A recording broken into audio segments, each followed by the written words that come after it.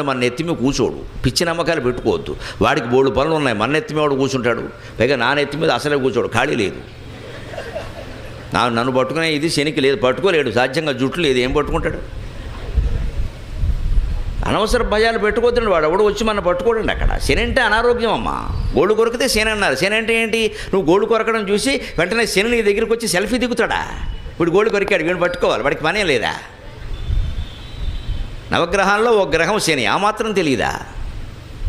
సూర్యుడికి అతి దూరంగా ఉండేటువంటి గ్రహం శని, అతి నెమ్మదిగా నడిచేటువంటి గ్రహం శని.